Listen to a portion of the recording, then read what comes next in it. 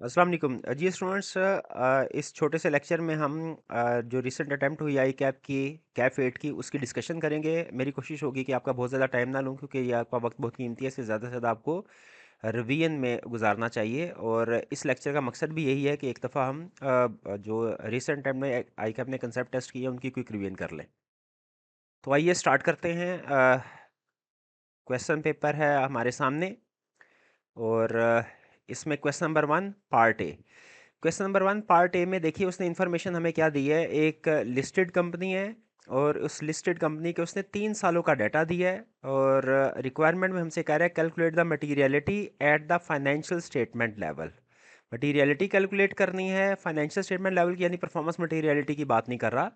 और फिर कह रहा है also discuss the reason for the selection of appropriate benchmark. आपने रीज़न भी बतानी है कि आपने कौन सा बेंचमार्क सेलेक्ट किया है और क्यों किया है। दो चीज़ें वो पूछ रहा है, मटीरियलिटी और रीज़न। अच्छा, इसमें जिन चीज़ों का आपने ध्यान रखना है वो ये कि आप जो ऑडिट कर रहे हैं इस साल वो 30 सितंबर 2024 का ऑडिट कर रहे हैं, और आपने जो मटीरियलिटी लेवल कैलकुलेट करना है वो सिर्फ 24 का कैलकुलेट करना है, 22 23 का मटीरियलिटी लेवल कैलकुलेट नहीं करना। एग्जामिनर कमेंट्स में वो मेंशन कर रहा है कि कुछ स्टूडेंट्स ने 22 और 23 का भी मटीरियलिटी लेवल कैलकुलेट कर दिया। अच्छा, चूंकि लिस्टेड कंपनी है, इसमें देखिए उसने लिस्टेड कंपनी में अमूमी तौर पे आपको पता है कि जो बेंचमार्क होता है वो प्रॉफिट होता है, लेकिन हमने पहले यूजर्स को देखना है, फिर उसके लिहाज से हमने डिसाइड करना है कि क्या बेंचमार्क होगा। यूजर के लिए वो हमें इंफॉर्मेशन दे रहा है debt to equity ratio. Debt to equity ratio है हमारे पास 991। इसका मतलब ये है कि जो डेट होल्डर है वो 9% है, और जो इक्विटी होल्डर है वो 91% है। इस कंपनी में जो ज़्यादातर शेयर होल्डर्स हैं वो जो ज़्यादातर यूज़र्स हैं, बड़े यूज़र्स हैं, वो शेयर होल्डर्स हैं। इसका मतलब है, और शेयर होल्डर इंटरेस्टेड होते हैं प्रॉफिट में। इसका मतलब हमारा जो बेंचमार्क होगा वो प्रॉफिट होगा, प्रॉफिट बिफोर टैक्स। 2234 इसके 5% से मल्टीप्लाई करके हम मटीरियलिटी लेवल कैलकुलेट कर लेंगे। रीज़न हमारी क्या होगी इस बेंचमार्क को सिलेक्ट करने की, क्योंकि ज़्यादातर जो यूज़र्स हैं वो हमारे शेयर होल्डर हैं। ये हमें डेट इक्विटी रेशो से पता चला। पार्ट बी में वो कह रहा है कि एक इंसिडेंट हुआ है, फायर इंसिडेंट, जिसकी वजह से जो प्लांट एंड मशीनरी है उसको नुकसान पहुंचा है। उसकी इम्पेयरमेंट को हमने कैलकुलेट किया है, इन्वेंट्री को राइट डाउन किया है, और इसकी वजह से जो हमारा प्रॉफिट है वो रिड्यूस होके 50 मिलियन पे आ गया। प्रॉफिट सिग्निफिकेंटली रिड्यूस हो गया।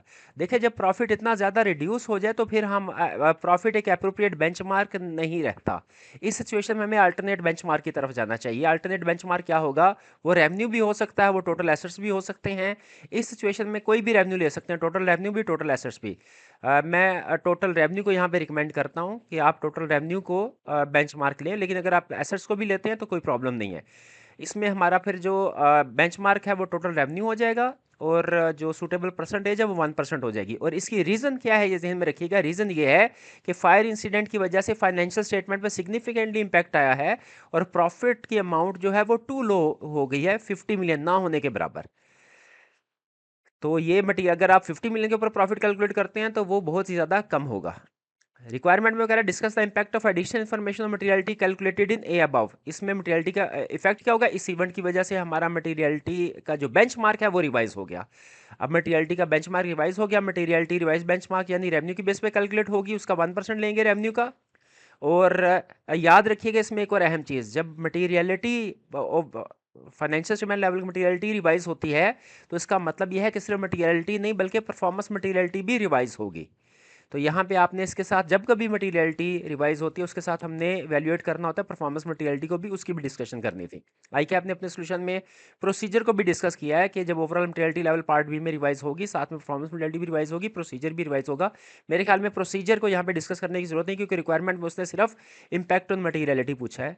लेकिन बहरहाल आपको पता है जब कभी मटीरियलिटी लेवल रिवाइज होती है उसके इफेक्ट में हमने देखा था परफॉर्मेंस मटीरियलिटी भी रिवाइज होती है और प्रोसीजर भी।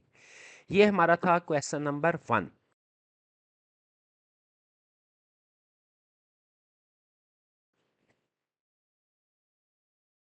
क्वेश्चन 1 के बाद क्वेश्चन 2 की तरफ चलते हैं। क्वेश्चन 2, हाँ, इस क्वेश्चन में अक्सर स्टूडेंट थोड़ा परेशान होते हैं कि रिक्वायरमेंट पूछते हैं इनहेरेंट रिस्क और कंट्रोल रिस्क जो इस सिचुएशन में है वो डिस्क्राइब कीजिए। तो इसमें याद रखिएगा सिंपल रूल जो हमने स्टडी किया है। जब कभी क्वेश्चन में आपको कहे कि सेपरेटली इनहेरेंट रिस्क और कंट्रोल रिस्क को आइडेंटिफाई करें, तो जो आपने चैप्टर 12 यानी इंटरनल कंट्रोल वाले चैप्टर में जितने भी इशू पढ़े हैं, अगर वो क्वेश्चन में है तो वो आपके सारे के सारे कंट्रोल रिस्क होंगे। और इसके अलावा किसी भी चैप्टर में आपने जो इश्यूज पढ़े हैं वो आपके इनहेरेंट रिस्क हो गए। यानी जो आपको याद होगा चैप्टर 10 में हमने स्टडी किया था, चैप्टर 11 में हमने रिस्क स्टडी किया है, फिर इसके बाद हमने चैप्टर 19 फ्रॉड वाले चैप्टर में डिस्कस किया जितने भी रिस्क, ये सारे रिस्क इनहेरेंट रिस्क होंगे। ठीक है। और जो चैप्टर 12 में हमने इंटरनल कंट्रोल वाले टॉपिक में डिस्कस किए थे रिस्क जितने भी, वो हमारे कंट्रोल रिस्क हो गए। ये एक सिंपल आपको रूल ऑफ थंब बता रहा हूं। यहाँ पे इनहेरेंट रिस्क और कंट्रोल रिस्क को डिस्कस करना है। आइए जरा इसको स्टडी करते हैं। कहते हैं you are part of the audit team for matter private limited, rapidly growing family owned manufacturing company. अच्छा, यहाँ पे एक चीज नोट कीजिए, family owned. Family owned business का मतलब ये है कि जो इसमें ओनर्स होंगे, डिसीजन मेकर्स होंगे, वो सिर्फ चंद एक लोग होंगे। पावर उन्हीं में कंसंट्रेटेड होगी, डिसीजन मेकिंग वही कर रहे होंगे।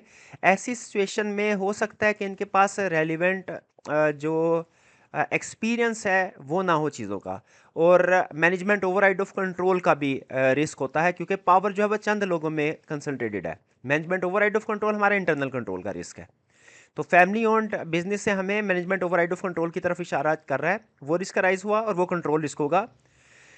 फिर कह रहा है specialise for the year ended during the year MPL expanded its operation by opening a production facility in new region. आपको याद होगा रिस्क असेसमेंट में मैंने आपको एक वर्ड बताया था, न्यू। जहां कहीं कोई भी न्यू चीज आ जाए, न्यू प्रोडक्ट है, न्यू आपके लोकेशन है, न्यू ब्रांच है, न्यू एम्प्लॉयज है, न्यू आईटी सिस्टम है, जहां कहीं न्यू आ जाए वो हमारा रिस्क होता है। तो ये हमारा न्यू रीजन है, इसमें ये इनहेरेंट रिस्क होगा। न्यू रीजन में ऑपरेशन स्टार्ट किए हैं आप, हो सकता है वहां पे ऑपरेशंस में कंप्लायंस की प्रॉब्लम हो, वहां पे लोकल लॉज एंड रेगुलेशन के साथ अवेयरनेस ना हो।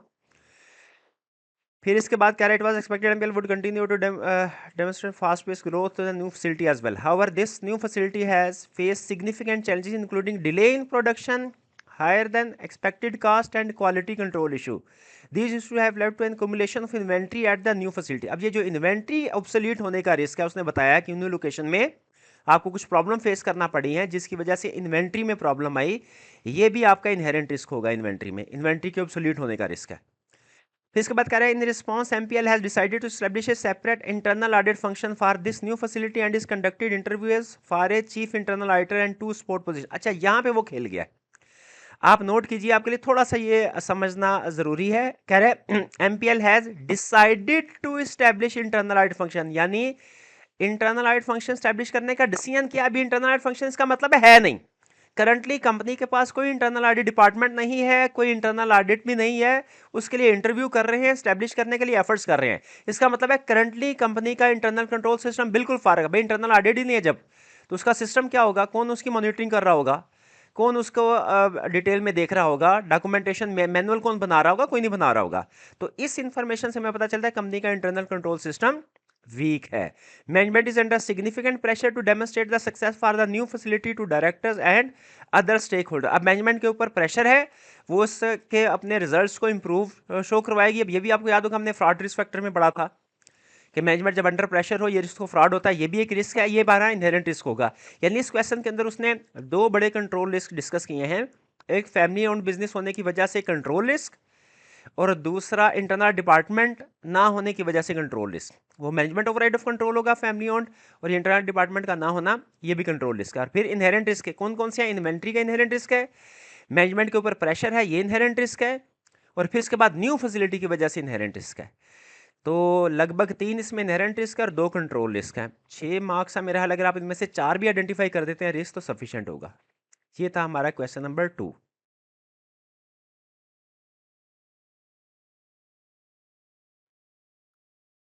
जी, इसके बाद चलते हैं हम क्वेश्चन नंबर 3 की जानिब।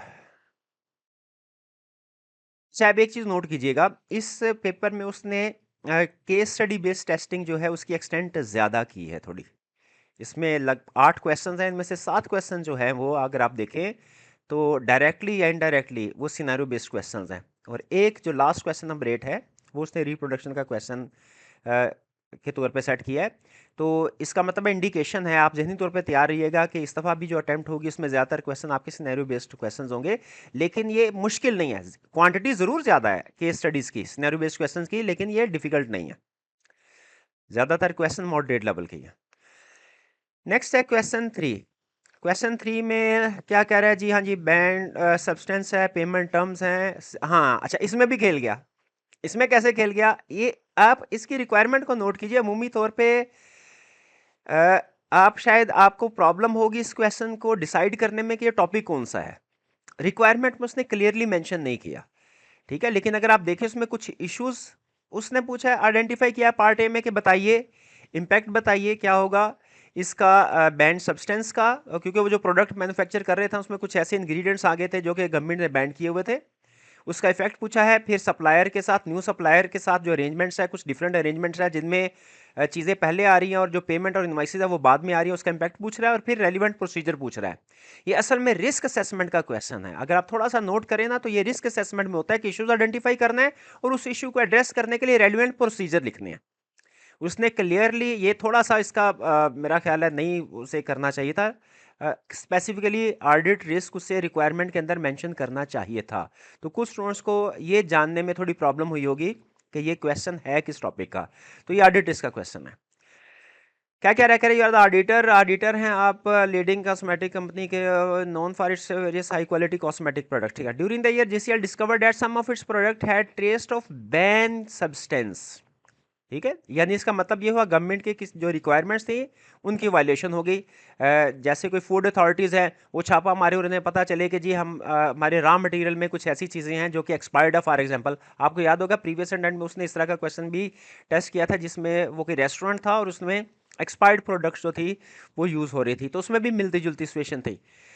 तो यहाँ पे भी ये कह रहा है कि बैंड सब्सटेंस आपने यूज किया और GSL has not been able to quantify the actual presence, no complaints have yet. हाँ, अभी तक कोई कंप्लेन आई नहीं, लेकिन याद रखिए इसका ये मतलब नहीं है कि आप इस इशू को बिल्कुल इग्नोर ही कर दे। अभी तक कंप्लेन नहीं है, इसका ये मतलब नहीं है कि फ्यूचर में भी नहीं आएगी।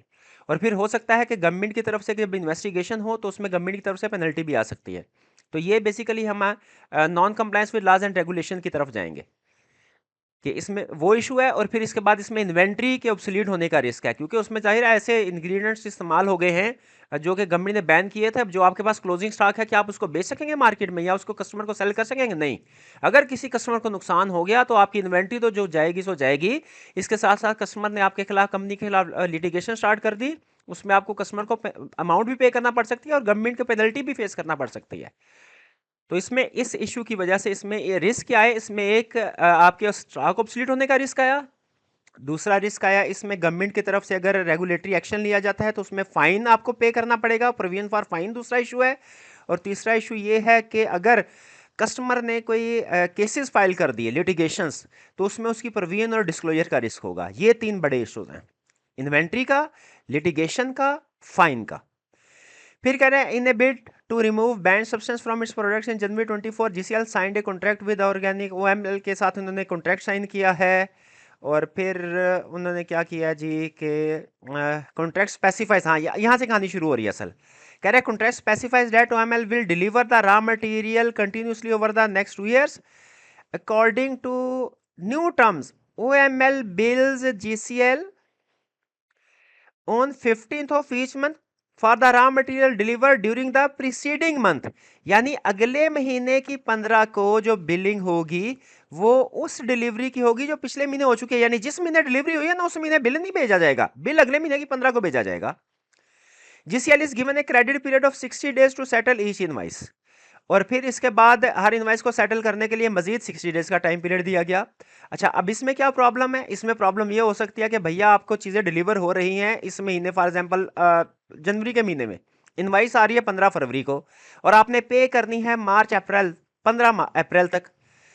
तो चीज़ें किसी और दिन डिस्पैच हो डिलीवर हो रही हैं, इनवाइस किसी और दिन आ रही है, पेमेंट किसी और दिन आ रही है। रिस्क क्या है इसमें कि जिस दिन चीज़ें डिलीवर हुई हैं उस दिन परचेज रिकॉर्ड होनी चाहिए, लेकिन इनवाइस चूंकि बाद में आ रही है, प्रॉब्लम यह होगी कि इसमें आपकी at time of delivery purchase record नहीं हो रही कंपनी में, क्योंकि इनवाइस आपकी 15-20 दिन के बाद आ रही है। आपको याद होगा ये हमने इस तरह की केस स्टडीज भी की थी, जब गुड्स किसी और दिन डिस्पैच हो रही हो, इनवाइस किसी और दिन जनरेट हो रही हो, तो उसमें परचेज या जो सेल है उसकी रिकग्निशन का प्रॉब्लम आती है। तो यहाँ पे बेसिक प्रॉब्लम क्या आएगी इसमें कि इसमें रिकग्निशन जो है वो उस दिन नहीं हो रही होगी जिस दिन के चीज़ें रिसीव हुई हैं। ये रिस्क आ गया इसमें। बेसिक एक ऊपर वाला पैराग्राफ इन्वेंट्री से रिलेटेड और लिटिगेशन से रिलेटेड है, उसमें वो रिस्क है, और जो सेकंड पैराग्राफ है इसमें आपका परचेज रिकग्निशन का रिस्क है कि अप्रोप्रिएट टाइम पे रिकग्निशन नहीं हो रही होगी। और फिर इससे रिलेटेड पार्ट बी में आपने प्रोसीजर परफॉर्म करना, इशू आइडेंटिफाई कर लिया, प्रोसीजर फिर इतने मुश्किल नहीं होते। बैंड सब्सटेंस में आपने उसकी एनआरवी देखेंगे, क्या क्लाइंट ने उसको अलग से आइडेंटिफाई किया है, मैनेजमेंट की इंटरनल रिपोर्ट देखेंगे, सब्सिक्वेंट इवेंट देखेंगे कि क्या कस्टमर ने कुछ सेल्स रिटर्न की है या कंप्लेंट्स फाइल होना शुरू हो गई हैं। लॉयर के साथ कॉरेस्पॉन्डेंस शेयर करेंगे, उसके साथ उसे इंफॉर्मेशन लेने की कोशिश करेंगे कितने इंस्टेंसेस सामने आए हैं। और फिर जो ये बिलिंग वाला इशू है, इसमें सबसे हमारा एविडेंस होगा कॉन्ट्रैक्ट को रीड करना है, उसमें टर्म्स एंड कंडीशन क्या है। फिर उसके बाद ईयर एंड पे देखेंगे हमारे कितना स्टॉक रिसीव हो चुका है जिसका भी बिल वसूल नहीं हुआ। ईयर एंड के बाद बिल देखेंगे कितने आए, किस अमाउंट के आए हैं, और उसकी बेस पे अक्रूवल रिकॉर्ड करनी है। ये हमारी कुछ रूटीन के प्रोसीजर्स हैं। तो ये हमारा क्वेश्चन 3 है, जिसमें 3 था, जिसमें मेन इशू था हमारा इन्वेंट्री का और पेबल्स का। ये दो रिस्क उसने इस क्वेश्चन में टेस्ट किए हैं।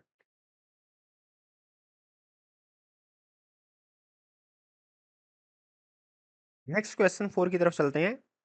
हाँ, क्वेश्चन 4। अच्छा, ये क्वेश्चन 4 उसने 2-3 दफ़ा पास्ट पेपर में टेस्ट किया हुआ है। आपके लिए ये क्वेश्चन कोई इसमें प्रॉब्लम होनी नहीं चाहिए सूली तौर पे।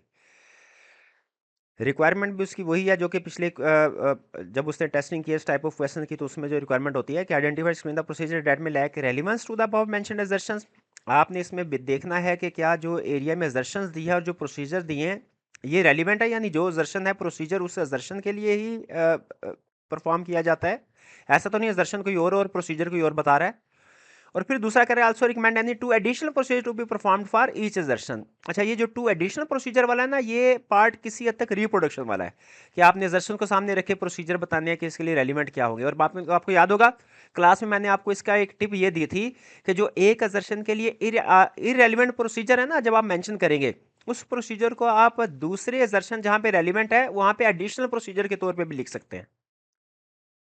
तो आइए जरा इसको देखते हैं वो क्या कह रहा है कि जी इनटेंजिबल है एसेट्स स्पेशलाइज्ड सॉफ्टवेयर, इससे रिलेटेड प्रोसीजर्स हैं।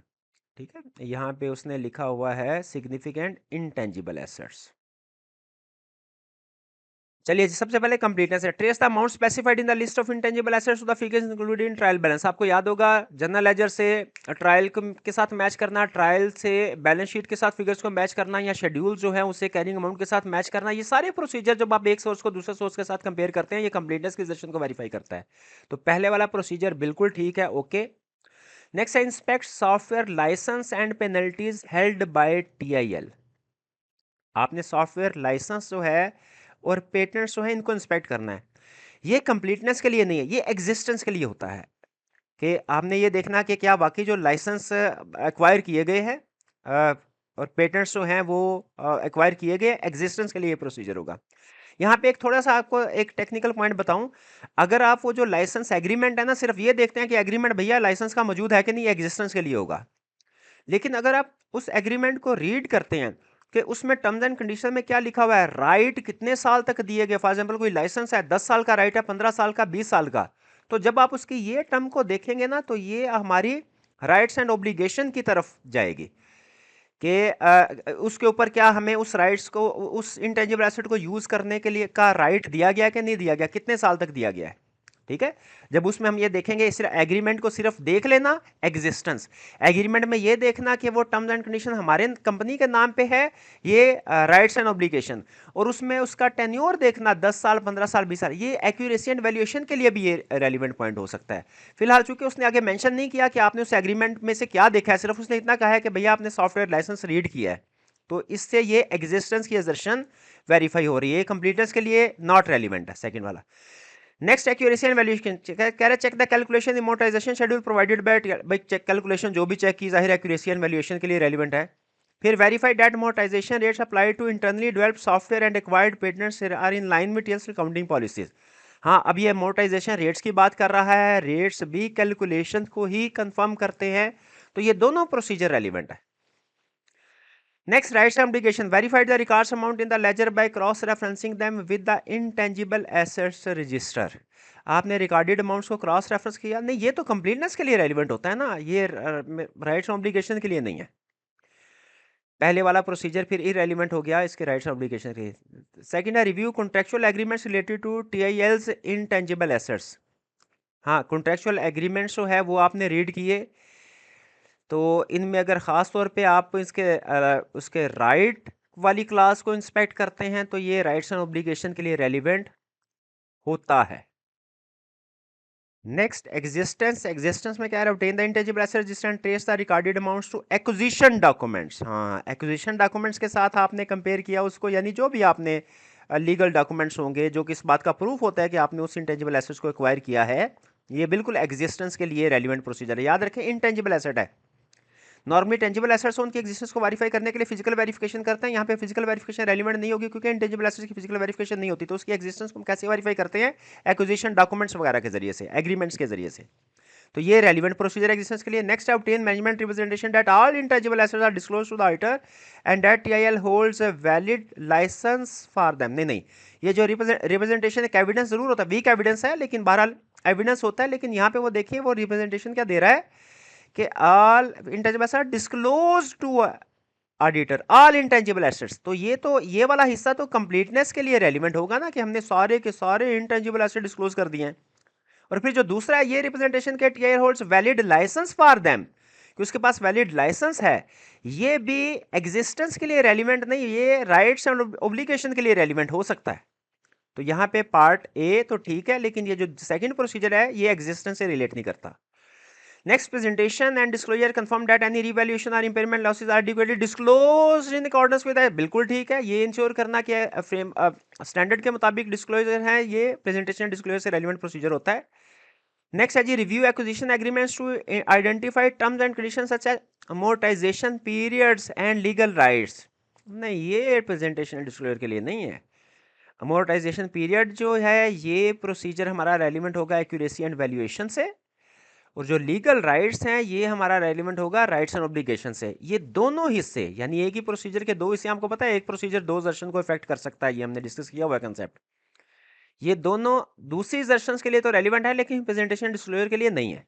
तो यहाँ पे याद रखिए, हमने एक ही इस क्वेश्चन को डिस्कस करते हुए साथ साथ ये भी मेंशन किया कि ये वाला प्रोसीजर इस असर्शन से रेलिवेंट नहीं है, और साथ में ये भी बताया कि जो रेलिवेंट नहीं है वो फिर दूसरी कौन सी वाली असर्शन के लिए रेलिवेंट है, ताकि जो दूसरी रिक्वायरमेंट है ना क्वेश्चन की, recommend any two additional procedure, वो भी आपका इसी क्वेश्चन के अंदर से ही कुछ प्रोसीजर निकला है। बाकी जो प्रोसीजर होंगे वो जाहिर आपने रिप्रोडक्शन का क्वेश्चन बन गया, आपने सोचना है कि हाँ भी इस असर्शन से रेलिवेंट प्रोसीजर क्या हो सकता है, और वो प्रोसीजर आपने लिखना है। तो ये हमारा क्वेश्चन नंबर 4 यहाँ पे कंक्लूड होता है।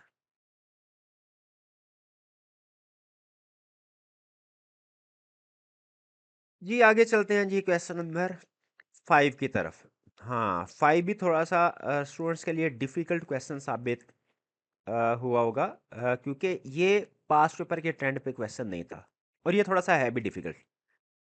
इसमें basically purchase system, procurement mean purchase, purchase system से रिलेटेड कंट्रोल्स को उसने टेस्ट किया है, लेकिन कंट्रोल जो थोड़े हैं वो जनरल नेचर के उसने रखे हैं।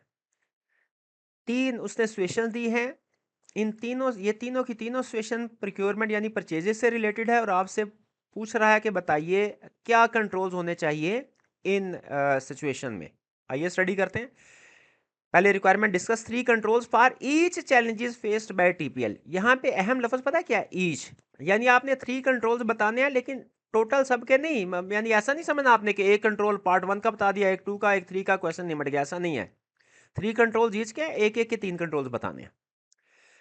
कह रहा है Titan products limited will operates highly decentralised manner. अच्छा, यहाँ पे पहले तो डिसेंट्रलाइज्ड की वजह से भी प्रॉब्लम अराइज हो सकती है, लेकिन मैं इसको यहाँ पे डिस्कस नहीं करना चाहता क्योंकि हमने यहाँ पे 1 2 3 के हिसाब से डिस्कशन करनी है। विद ईच ऑफ द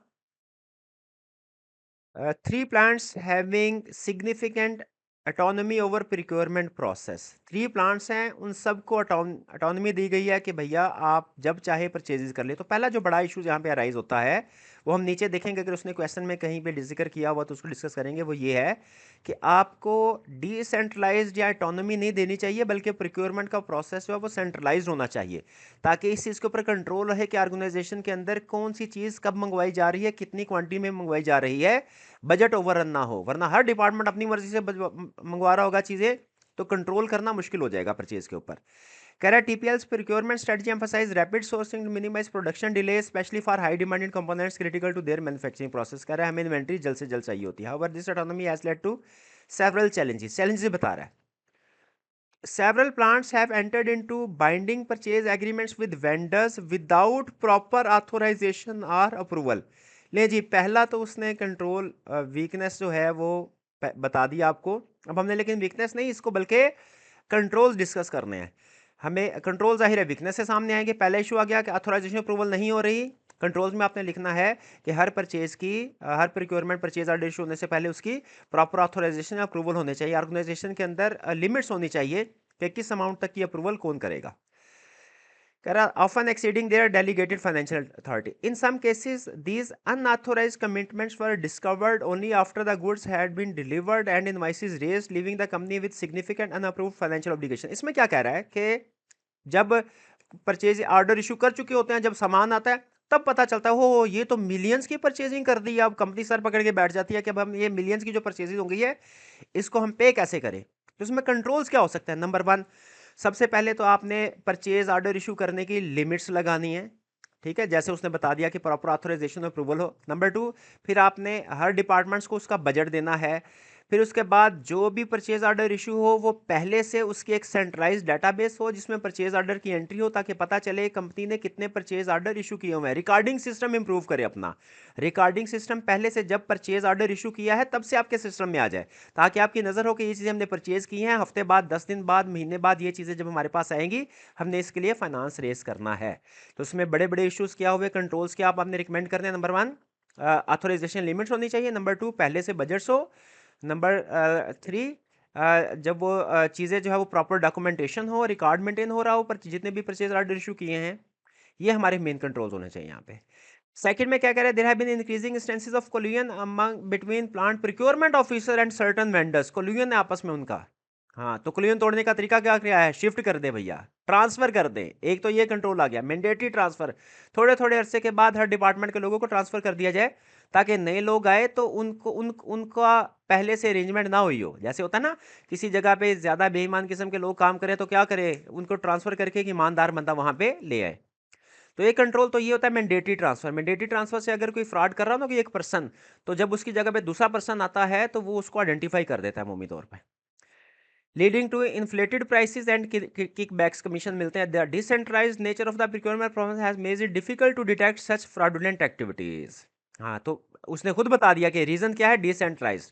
तो हम कंट्रोल्स में क्या बताएंगे कि प्रोक्योरमेंट परचेजिंग सारी की सारी सेंट्रलाइज्ड ऑफिस हो, डिपार्टमेंट हो, उसको परचेज करनी चाहिए। नंबर टू, रोटेट करते रहे। नंबर थ्री, जो भी प्राइसिंग होती है, जो भी इन्वाइसेस आती है, उसको आप कंपेयर करें मार्केट रेट के साथ, या चीज़ें मंगवाने से पहले एक प्रैक्टिस करें ऑर्गेनाइजेशन में कि बिड्स कॉल की जाएंगी और जो लोएस्ट बिड जो देगा उसी को परचेज दी जाएगी।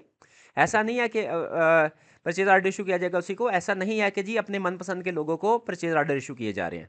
तो ये हमारे 3-4 कंट्रोल्स इससे रिलेटेड हो गए। नंबर वन, रोटेशन एम्प्लॉयज़ की। नंबर टू, बिड्स कॉल करनी है परचेज ऑर्डर इशू करने से पहले। नंबर थ्री, मार्केट में रेट कंपेयर करने हैं इंडिपेंडेंटली टीम को।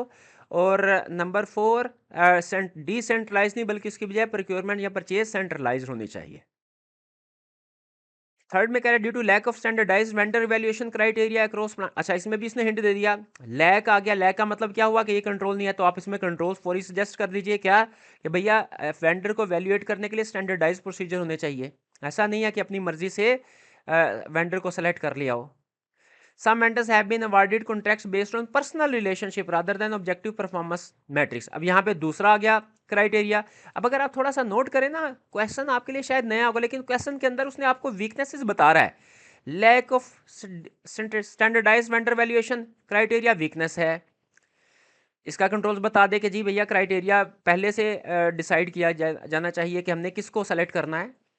फिर उसके बाद कह रहा है कि जी ऑब्जेक्टिव परफॉर्मेंस मैट्रिक्स, यानी ऑब्जेक्टिव क्राइटेरिया नहीं है वैल्यूएट करने का परफॉर्मेंस, तो वेंडर्स को यानी सप्लायर्स को वैल्यूएट करने के लिए केपीआईज होने चाहिए, ताकि पता चले कौन सा वेंडर ऐसा है जो हमें टाइम पे डिलीवरी दे रहा है, अच्छा माल डिलीवर कर रहा है, जो हमें अच्छा माल डिलीवर नहीं कर रहा, डिले कर रहा है, उसको ब्लैकलिस्ट कर दिया जाए।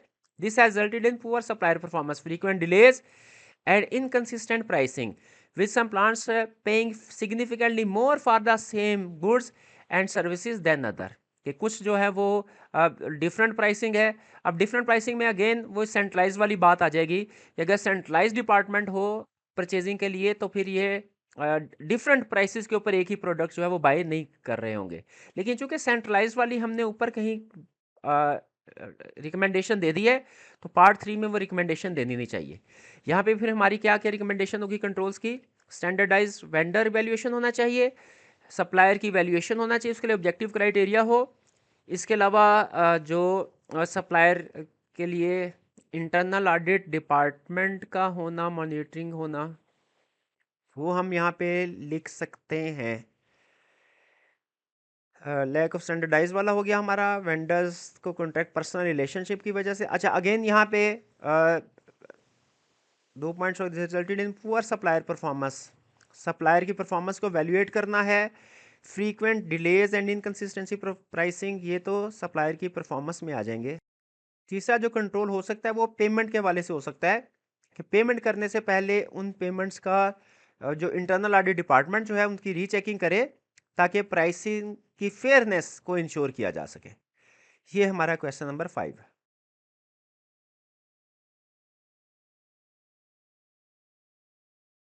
नेक्स्ट क्वेश्चन 6 की तरफ चलते हैं। क्वेश्चन 6 में उसने हमें डिफरेंट सिचुएशन दी है। ये कोड ऑफ एथिक्स का क्वेश्चन है। कोड ऑफ एथिक्स भी आपको पता है हर अटेम्प्ट का कंफर्म क्वेश्चन होता है, लेकिन पहले 2-3 अटेम्प्ट पहले उसका फोकस हुआ करता था थ्रेट्स की आइडेंटिफिकेशन और उसके सेफगार्ड के ऊपर भी। थ्रेट्स की आइडेंटिफिकेशन, वैल्यूएशन और सेफगार्ड। पिछली 2-3 अटेम्प्ट से उसका फोकस सेफगार्ड्स और वैल्यूएशन से हटके सिर्फ थ्रेट्स की आइडेंटिफिकेशन और फंडामेंटल प्रिंसिपल जो रिलेटेड इफेक्ट हुआ है उसकी आइडेंटिफिकेशन के ऊपर है। यानी सिर्फ थ्रेट्स और प्रिंसिपल तक वो लिमिटेड रखता है अपने क्वेश्चन को। इवेल्युएशन और सेफगार्ड वो पूछ नहीं रहा पिछली 2-3 अटेम्प्ट से। लेकिन फिर भी एहतियातन आप लोगों को थ्रेट्स और सेफगार्ड हमने आप क्लास में भी कवर किया, आपको भी लास्ट टाइम इसको रिवाइज करना चाहिए। सिचुएशन क्या है जी? कह रही you are a partner at well established audit firm, कोई प्रॉब्लम नहीं है। One of your audit clients great world limited recently had its loan restructured by bank, कोई प्रॉब्लम नहीं है, क्लाइंट का बैंक के साथ मसला है। As part of restructuring agreement the bank waived a significant portion of the markup on loan, इसमें भी कोई इशू नहीं है। Under the relevant tax laws this waiver results in taxable income. GVL CFO has approached your firm for advice on how to count for, ये चीज how to count for this markup waiver to avoid its tax liability। ये सारी कहानी इस line के अंदर है कि CFO ने हमें कहा है बताओ भाई इसको कैसे हमने काउंट फॉर करना है। पहला इसमें जो थ्रेट राइज हो रहा है वो सेल्फ रिव्यू थ्रेट राइज हो रहा है, कि हमने जाहिर है जब उसको काउंटिंग ट्रीटमेंट बताएंगे, ये याद रखें ये टैक्स रिटर्न वाला केस नहीं है जिसमें कोई थ्रेट राइज नहीं होता, ये टैक्स ट्रीटमेंट वाला केस है। इसमें अगर हम उसको ट्रीटमेंट बताते हैं तो कल को हमने वही फाइनेंशियल स्टेटमेंट खुद ऑडिट करनी है जिसका ट्रीटमेंट हमने बताया होगा।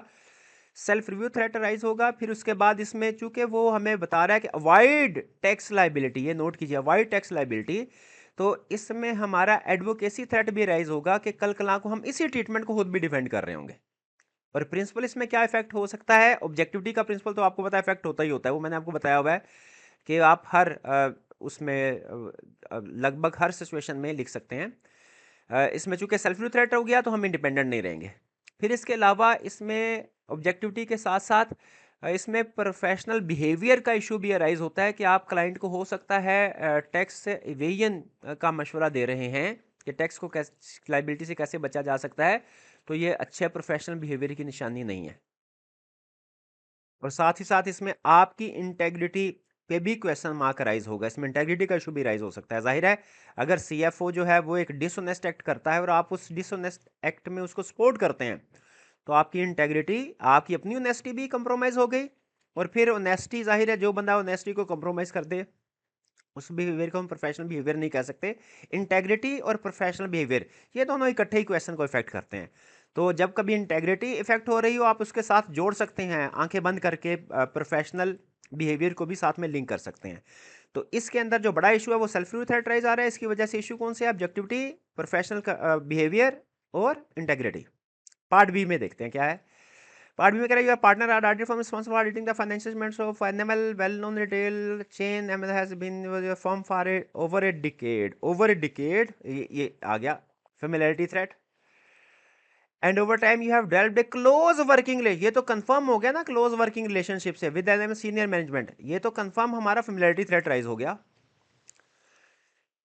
फिर इसके बाद कह रहा है particular CFO who was once your colleague at another firm. तो पहले पैराग्राफ से हमारा फेमिलियरिटी थ्रेट राइज हुआ, थ्रेट फेमिलियरिटी थ्रेट राइज हुआ। और प्रिंसिपल कौन सा वायलेट हो रहा है? ऑब्जेक्टिविटी। फिर कह रहे NML is currently under financial strain due to increase competition and changing market condition during the audit your team discovered that NML has been aggressively recognising revenue earlier than appropriate to boost its financial result. अच्छा, ये वैसे aggressive recognising ये risk of fraud की तरफ जाता है, लेकिन requirement में उसने रिस्क आइडेंटिफाई करने के लिए नहीं बोला, इसलिए मैं इसको इग्नोर कर रहा हूँ। रिस्क आइडेंटिफाई करने के लिए बोला होता ना तो मैं एग्रेसिव रिकॉग्नाइजिंग को जरूर फ्रॉड रिस्क फैक्टर की तरफ लेके जाता। कह रहा है जी CFO approaches you privately acknowledging the issue. CFO कह रहा है हाँ भाईजान हम ऐसा काम करते हैं, but ask if you can overlook this in the audit report. कह रहा है भैया इसको इग्नोर कर दें। Citing NML's need to show strong financial health to secure additional financing. कह रहा है भैया ताकि हमें एडिशनल फाइनेंसिंग मिल सके। CFO also hints that board of directors have lately been contemplating a change of audit firm। वो आपको इशारतन कह रहा है कि भैया ऑडिट फर्म डायरेक्टर्स कह रहे हैं कि ऑडिटर को चेंज कर दो, ये तो मैंने ही रोका हुआ है। मतलब ये मेरे अपने अल्फाज है कि मैंने ही रोका हुआ है, लेकिन वो इंडिकेट ये कर रहा है कि अगर आपने हमारी बात ना मानी आपको चेंज कर दिया जाएगा। गैस करें कौन सा थ्रेट राइज हुआ? इंटिमिडेशन थ्रेट राइज हुआ। तो इसमें ऊपर वाले केस में फेमिलियरिटी थ्रेट है, फिर उसके साथ इंटिमिडेशन थ्रेट है। इसमें हमारे प्रिंसिपल कौन से वायलेट हो रहे हैं? ऑब्जेक्टिविटी तो वायलेट हो ही रहा है। फिर इसके अलावा क्या, अगर आप उसके साथ उसके स्टेटमेंट को एग्री कर लेते हैं, यानी उसके जो मसले मसाइल है उसको छुपा लेते हैं, तो खुद बताइए क्या ये इंटेग्रिटी है? क्लाइंट तो गलत कर ही रहा है, ठीक है, उसके साथ अगर आप भी मिल जाएंगे तो इंटेग्रिटी वायलेट हो जाएगी। यहाँ पे इंटेग्रिटी का इशू भी आया, और मैंने आपको भी थोड़ी देर पहले पार्ट ए में क्या बताया कि जहाँ इंटेग्रिटी हो साथ में प्रोफेशनल बिहेवियर को भी इन्वॉल्व कर सकते हैं। इसमें प्रोफेशनल बिहेवियर का प्रिंसिपल भी वायलेट हो रहा है। तो पार्ट बी में हमारे जो थ्रेट थे वो फेमिलियरिटी थ्रेट है और इंटिमिडेशन थ्रेट है, रिमूवल की धमकी की वजह से। प्रिंसिपल कौन से वायलेट हो रहे हैं? ऑब्जेक्टिविटी, प्रोफेशनल बिहेवियर और इंटेग्रिटी। ये था जी हमारा क्वेश्चन 6।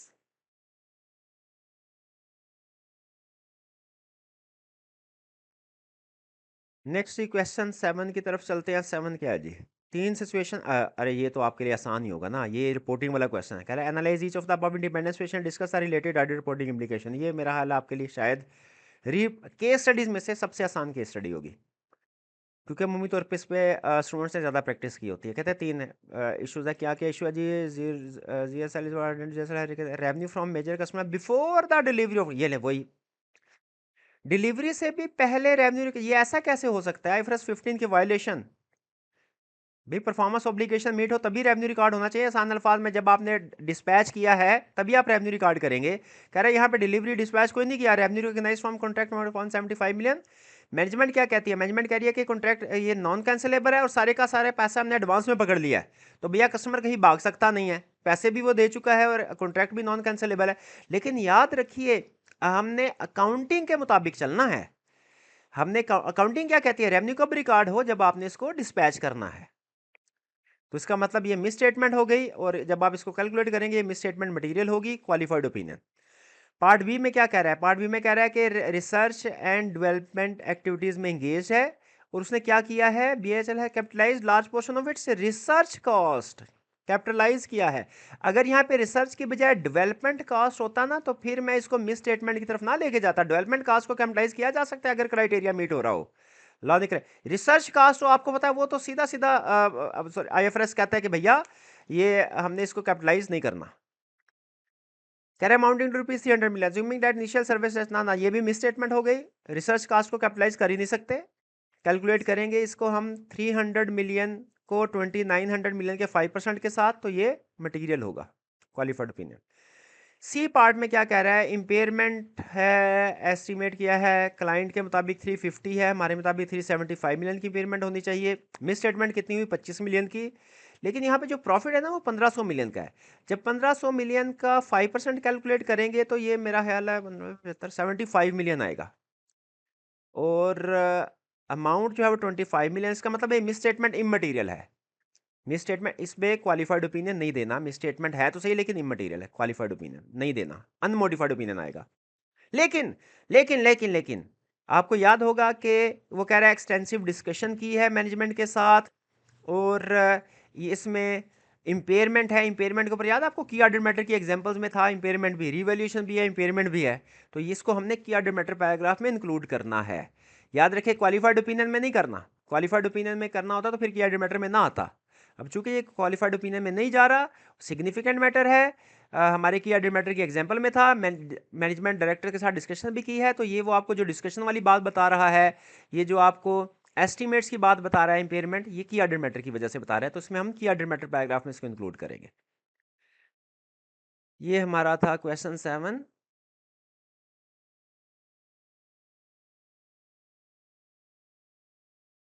और इसके बाद अब चलते हैं हम क्वेश्चन 8 की तरफ। क्वेश्चन 8 में रिप्रोडक्शन क्वेश्चन कह रहा है 5 problem which management control system by rely excessively on involvement of senior management. अच्छा, ये थोड़ा सा ये भी हटके क्वेश्चन था कि जब सीनियर मैनेजमेंट इन्वॉल्व होगी तो क्या क्या इशू हो सकते हैं। देखिए, पहला इशू तो फौरन आइडेंटिफाई करें आप। पहला इशू कौन सा कि भैया मैनेजमेंट ही अगर कंट्रोल सिस्टम में इन्वॉल्व होगी तो फिर ये तो मैनेजमेंट ओवरराइड ऑफ कंट्रोल का रिस्क ज़्यादा है। इन्वॉल्व तो इंटरनल ऑडिट वालों को होना चाहिए, इन्वॉल्व तो दो चार भी गवर्नेंस को होना चाहिए। मैनेजमेंट तो कंट्रोल को डिज़ाइन इंप्लीमेंट करती है, ऑपरेट करने की जिम्मेदारी, उसकी निगरानी करने की जिम्मेदारी वो डायरेक्टर्स की और इंटरनल खास तौर पर इंटरनल डिपार्टमेंट की होनी चाहिए। फिर इसके बाद सीनियर मैनेजमेंट जो है उसको इतना टाइम नहीं होगा कि वो उसकी प्रॉपर, क्योंकि बिजनेस को भी मैनेज करना है उन्होंने, तो उनकी एक्टिव इन्वॉल्वमेंट नहीं होगी इंटरनल कंट्रोल्स में, प्रॉपर डॉक्यूमेंटेशन शायद ना हो, और मैनेजमेंट ओवरराइड ऑफ कंट्रोल का भी हम जिक्र कर चुके हैं। ठीक है, कंट्रोल सिस्टम वीक होगा, तो ये कुछ प्रॉब्लम्स इस वजह से राइज होगी। बी में कह रहे हैं एनालिटिकल प्रोसीजर है, कंपैरिजन बताइए कौन कौन से, वो जाहिर है पिछले साल के साथ कंपैरिजन कर सकते हैं, हम इंडस्ट्री के साथ कंपैरिजन कर सकते हैं, उसी कंपनी की अदर ब्रांचेस डिवीजन के साथ कंपैरिजन कर सकते हैं, बजट के साथ कर सकते हैं, वगैरह वगैरह। 6 ऑडिट प्रोसीजर, सब्सटेंटिव प्रोसीजर पूछ रहा है, वर्किंग प्रोसेस इन्वेंट्री के, उसमें आपको याद होगा वर्किंग प्रोसेस में 3 तरह के, इसमें एक चीज़ ध्यान में रखिएगा, इन्वेंट्री में सिर्फ और सिर्फ वर्क इन प्रोसेस इन्वेंट्री को वेरीफाई करने के प्रोसीजर वो पूछ रहा है। तो इसमें मटेरियल, लेबर, ओवरहेड 3 चीज़ें होती हैं, इनकी वेरिफिकेशन होगी। फिर इसके बाद स्टेज ऑफ कंप्लीशन को चेक करना है, हमने कोई इसके एनआरवी की वैल्यूएशन करनी है, इसके कॉस्ट ऑफ कंप्लीशन को इंक्लूड करने के बाद ये हमारे ऑडिट प्रोसीजर होंगे वर्किंग प्रोसेस के हवाले से। मेन फोकस करना है मटेरियल, लेबर, ओवरहेड, क्योंकि वर्किंग प्रोसेस में ये एलिमेंट होते हैं मेन। फिर कह रहा है ब्रीफली पार्ट डी में describe any 5 inquiry data item में for identifying risk of fraud. ये तो रिप्रोडक्शन का क्वेश्चन है, प्रोबेबली सबसे आसान पूरे पेपर में यही क्वेश्चन होगा, जिसमें हम मैनेजमेंट से इंक्वायरी करते हैं कोई रिस्क ऑफ फ्रॉड, उनकी असेसमेंट क्या है, कोई फ्रॉड का इशू, सस्पेक्टेड फ्रॉड है, एलिज्ड फ्रॉड है, वो हमारे सामने आ जाए, रिस्क असेसमेंट, उसके बाद क्या जो एम्प्लॉयज़ तक कोड ऑफ कंडक्ट डॉक्यूमेंट किया गया है, इंटरनल ऑडिट की वैल्यूएशन, वगैरह वगैरह, ये सारे हमने इसमें रिप्रोडक्शन का सिंपल क्वेश्चन है। तो ये हमारे रिसेंट पेपर की डिस्कशन थी। मैंने कोशिश की है कम से कम वक्त में इसके जितने भी मेन कंसेप्ट्स और पॉइंट्स हैं वो आपके साथ डिस्कस कर दिए जाएँ। ठीक है, इसको आपने एक क्विक ओवरव्यू के तौर पे इसको स्टडी करना है, और फिर इसके बाद आपने याद रखिएगा, ये जो आपके पास थोड़ा सा टाइम रह गया, चंद एक घंटे ही आप तकरीबन रहा 2 दिन हैं, इनमें आपने मैक्सिमम रिवीजन की तरफ जाना है, यानी कम से कम वक्त में ज़्यादा से ज़्यादा रिवीजन। इसमें राइटिंग जो है वो कोशिश करें सिर्फ 2-2 3-3 क्वेश्चंस ही आप अटैम्प्ट करें, क्योंकि राइटिंग आपकी रिवीजन की स्पीड को थोड़ा सा कम कर देती है। लेकिन केस स्टडी की राइटिंग आपने ज़रूर करनी है, यानी 2 से 3 केस स्टडीज़ आज और 2 से 3 केस स्टडीज़ कल, ये आपने ज़रूर प्रैक्टिस करनी है, कोई सी भी रैंडमली जो भी आप चैप्टर सेलेक्ट करें, ताकि आपका हाथ जो है वो फ्लो में रहे केस स्टडी को सॉल्व करने के लिए।